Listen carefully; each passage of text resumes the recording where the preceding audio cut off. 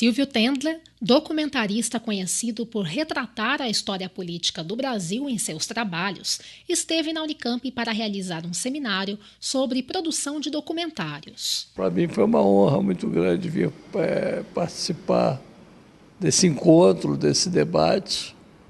Eu gosto muito da Unicamp, não é a primeira vez que eu venho aqui, mas eu gosto muito, eu acho que tem um ambiente muito sadio, muito cara de universidade mesmo, né?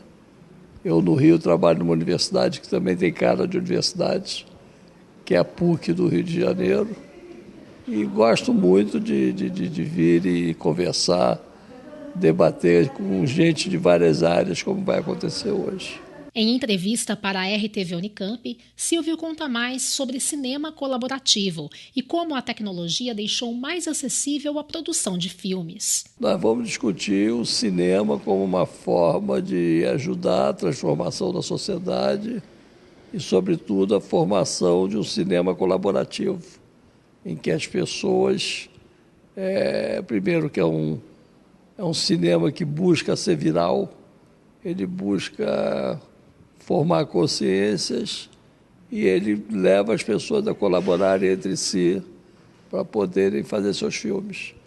Então, eu acho que é a forma moderna de se fazer cinema. Eu acho que aquele cinema industrial que fica se apregoando por aí, cinema de mercado, já era. Já era. Ele está hoje no Brasil todo ocupado pelas distribuidoras norte-americanas, os cinemas ficam só em shopping, então não chega ao povo. Para você ter uma ideia, o público oficial do cinema brasileiro são 15 milhões de espectadores. 15 milhões de espectadores são menos de 10% da população do Brasil. Não representa nada. Ao passo que esse cinema que a gente faz circula na periferia, circula nas salas de aula, nas universidades, nos cineclubes, na laje, nas comunidades. Ele tem muito mais espectadores. Eu acho que o que se devia arranjar é um método de contabilizar esses espectadores. Aí nós veríamos que o povo brasileiro gosta muito de cinema e assiste muito. E o cinema tem muito a ver com a realidade brasileira. Quando você está fazendo, você vê um fato na rua, documenta com o teu celular e bota no YouTube ou na internet, você está sendo cineasta. Você está fazendo o sonho do primeiro pensador de cinema que pensou o cinema assim, que é o Dziga Vertov. Ele fez um filme em 29 chamado O Homem à Câmera, que ele falava que o cinema se improvisa, você tem que filmar de forma improvisada tudo que acontece na rua de forma espontânea. E é o que acontece hoje, quer dizer, ele não tinha os instrumentos que nós temos hoje. Hoje nós temos os meios para fazer esse cinema que a gente sempre sonhou em fazer, que sempre foi o sonho do cinema de diminuir os equipamentos, fazê-los mais compactos para que a gente pudesse usar de uma forma mais diversificada. Tendler também falou sobre as influências como documentarista e analisou a política brasileira atual. Eu vivia num bairro de classe média muito conservador, que era Copacabana. Não é à toa hoje que Copacabana tem o maior índice de velhinhos do Rio de Janeiro. E era todo mundo de oposição ao Jango, mas minha família era liberal. Minha família não chegava a ser uma família de esquerda, mas apoiou Juscelino Kubitschek, apoiou João Goulart. E é uma família que foi contra o golpe de Estado em 64. Meu pai, por exemplo, ficava ouvindo a rádio no Rio Grande do Sul para ver se ainda ia haver resistência. Mas quando veio o golpe, foi inevitável, foi muito forte. Os militares estavam contra, a classe média estava contra e o Jango foi deposto. Os jornais que se lia na minha casa eram jornais de oposição. As notícias que a gente recebia, a gente tinha um ponto de vista muito crítico em relação ao golpe de Estado. E claro que isso, com 14 anos, vai te influenciando.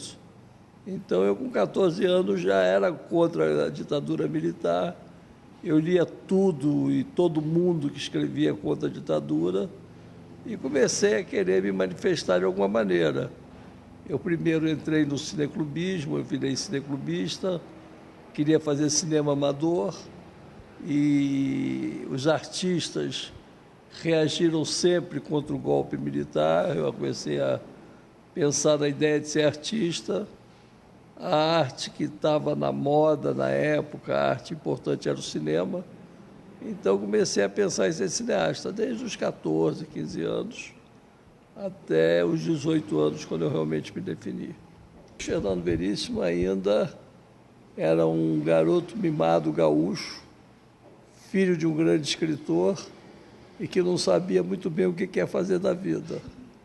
Mas tinha outros escritores de igual calibre na vida que fizeram minha cabeça, né? O Sérgio Porto, por exemplo, Stanislau Ponte Preta, um festival de besteira que é Só no País, que eram livros extremamente críticos em relação a coisas que se faziam durante a ditadura. O Carlos Heitor Coni, o Márcio Moreira Alves, o Hermano Alves, eram jornalistas muito críticos em relação à ditadura. E claro que ajudou a formar minha cabeça. Então esse negócio de eu ter ido contra a corrente, contra a ditadura, provavelmente tem a ver com esse engajamento do artista que luta contra as coisas pré-estabelecidas. Eu acho que as manifestações de 2013, elas foram absolutamente espontâneas. Elas aconteceram, as pessoas... Isso me lembra muito uma cena de um filme do Charles Chaplin, que é o Tempos Modernos, em que no final do filme um caminhão está passando carregando uma carga comprida, uma bandeira vermelha atrás. A bandeira cai no chão, o Chaplin pega e agita a bandeira para entregar para o motorista do caminhão, para avisar que ele perdeu a bandeira. E quando ele começa a agitar aquela bandeira vermelha, vem uma multidão atrás dele que queria manifestar. Eu acho que 2013 foi isso. Eu acho que está tudo ligado desde que nada seja igual. A história não se repete, né? Como dizia o velho Marx, se a história se repete só como farsa ou como tragédia. E eu acho que a repetição dessa história seria uma mistura de farsa e tragédia, porque a história hoje não é a mesma de 64, então é um país muito diferente, né? Eu acho que está na hora da gente voltar às ruas para lutar por bandeiras efetivas. Eu acho que isso ainda não está acontecendo. A gente ainda está ligado muito a questões do passado, por um lado, por um grupo e por um outro. Está na hora do Brasil se encontrar olhando para o futuro. A clarividência é uma virtude que se adquire pela intuição, mas sobretudo pelo estudo. E quer dizer, tentar ver a partir do presente o que se projeta no futuro.